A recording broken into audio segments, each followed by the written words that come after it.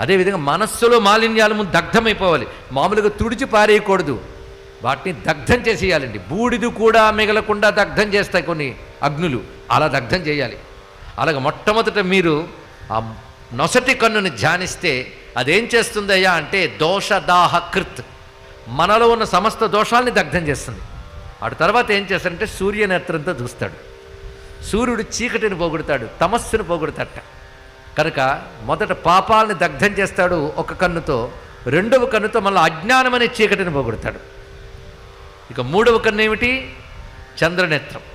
మనకు సూర్యుడు ఉండాలి కానీ సూర్యుని తేరిపార చూడలేం. అదే చంద్రుడు వస్తే ఆహా అలా చూస్తూ ఉంటాం, ఎంత బాగుందో బాబు అని. చంద్రుడు చల్లగా ప్రసన్నంగా ఉంటాడు. ఇందాక చెప్పుకున్న చంద్రుడు అమృతం కూడా ఇస్తాడని ఇక్కడ. కనుక స్వామి ఒక కన్నుతో మన దోషాలు దగ్ధం చేస్తాడు, రెండవ కంటితో జ్ఞానం ఇస్తాడు, మూడవ కంటితో ఆనందాన్ని శాంతిని